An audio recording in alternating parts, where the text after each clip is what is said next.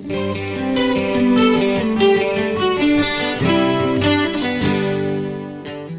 ားလုံးပဲမင်္ဂလာပါကျွန်တော်ဓာတ်ပုံ3ပုံခေါ်ထားပါတယ်အဲ့တော့ဒီခု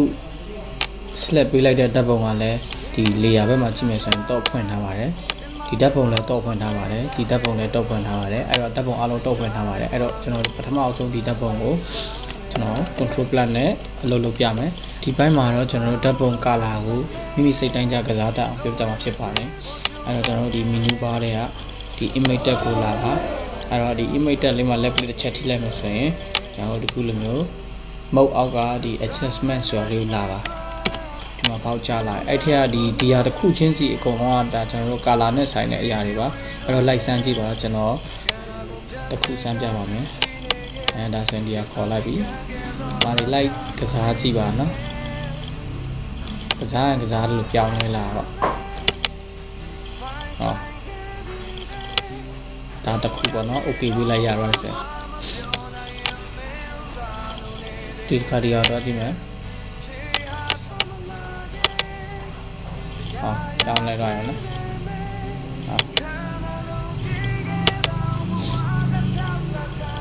အဲ့တော့ဒီလောက်လေးပေါ့အဲ့ဒီဓာတ်ပုံမှာတော့ဒီလောက်လေးထားမယ်ပေါ့နော်ထားမယ်ဟုတ်ပြီ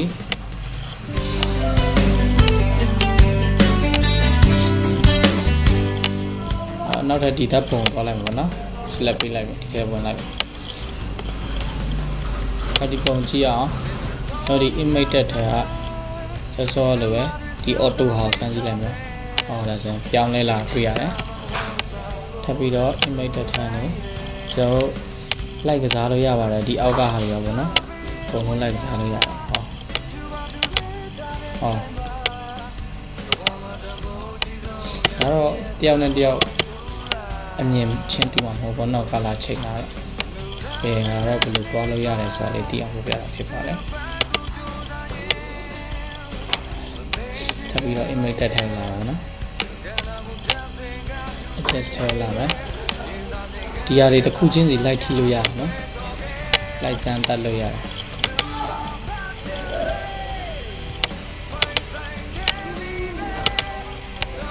လိုက်ကစားကြည့်ပါတော့တစ်ခုပြီးတစ်ခုနော်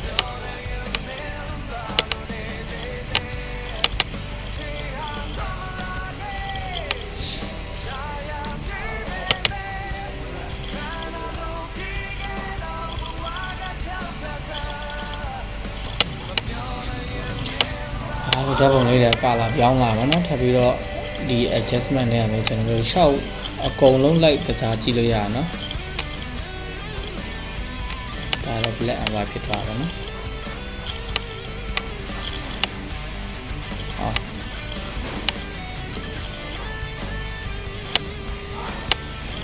ဒီပုံလေးထားလိုက်မယ်ပေါ့နော်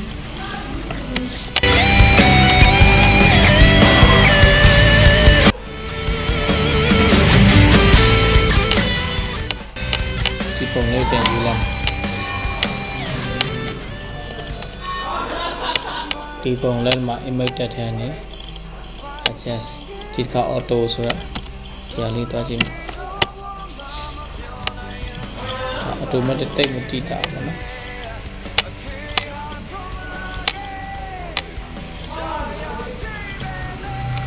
ဒီအသွားကြည့်လိုက်မယ်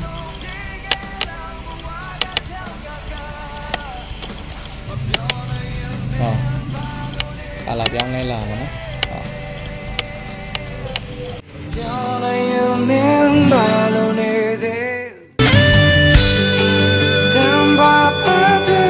ဒီဟာတွေတဲ့ကြိုက်တာထိနော်ကွန်ကိုပြာထိဒါကာလာချိန်တဲ့ဟာတွေပဲ photo filter ထိလိုက်ပြီကျန်ကာလာထိရေးလိုက်ပါနော်အင်းဒီအောက်ကစားကြည့်လိုက်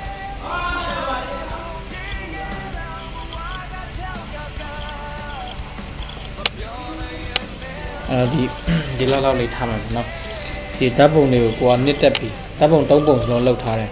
နှစ်တက်ပြီးဆိုရင်ပထမဆုံးဒီပုံကိုတိုင်းချင်တယ်ဆို shortcut key control s နှိပ်လိုက်ပါဒီမှာကျွန်တော်တို့လမ်းကြောင်းပေါ့ဓာတ်ပုံဘယ်နာတိတ်မလဲဆိုတော့လမ်းကြောင်းကျွန်တော် desktop ကိုရွေးလိုက်ပြီပြီးရင်ဒီမှာနာမည်ပေးလို့ရတယ်နော် my new photo 1 format နေရာမှာကျွန်တော်တို့ကဒီတောင်းတာလေးကြည့်လိုက်ပါဟို format ကဘယ်ဟာနဲ့တိတ်ချင်လဲပေါ့ဓာတ်ပုံနဲ့တိတ်တဲ့ဟာ2မျိုးရှိပါတယ်ကျွန်တော်ဒီမှာ JPEG နဲ့တိတ်ပြပါမယ်ဒါတော့ JPEG နဲ့တိတ်တာပါနော်ဟုတ်ပြီဒီဓာတ်ပုံ JPEG နဲ့မှတ်ထားလိုက်ပါ save လိုက်ပြီပေါ့နော်ပြီးရင် okay ထပ်ပေးလိုက်ပါဟုတ်ပြီဒီဟာဖြုတ်လိုက်တော့မယ်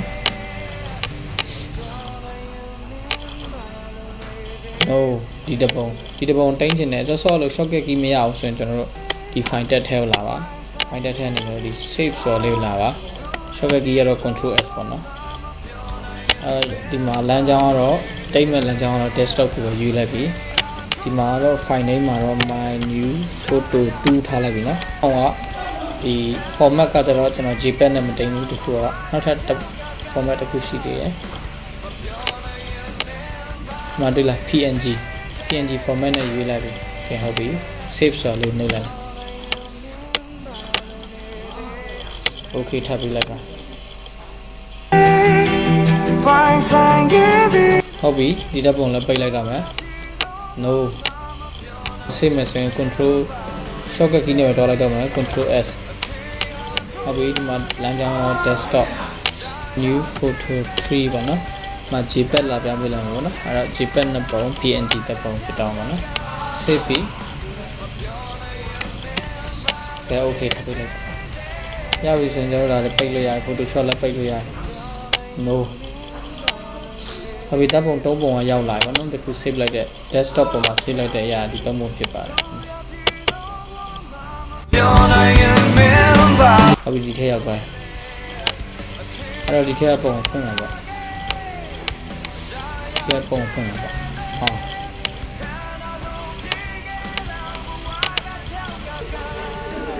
နှစ်ပုံနော်3ပုံပေါ့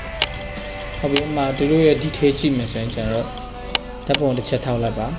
ထောက်ပြီးတော့ညလာလိုက်ပါဒီမှာ property ထဲမှာတစ်ချက်ထိလိုက်ဒီမှာ property ဆိုတာတစ်ချက်ထိလိုက်အဲဆိုပေါက်ကြလာဒါတော့ဒီခုရွေးထားတဲ့ hobby ရဲ့ select ဝင်နေတဲ့ပုံရဲ့ format အမျိုးအစားကျွန်တော်ဒီမှာလာကြည့်လို့ရတယ်အဲတော့ဒီမှာသူ့ရဲ့ format ကဒီမှာ JPEG ဖြစ်ပြီး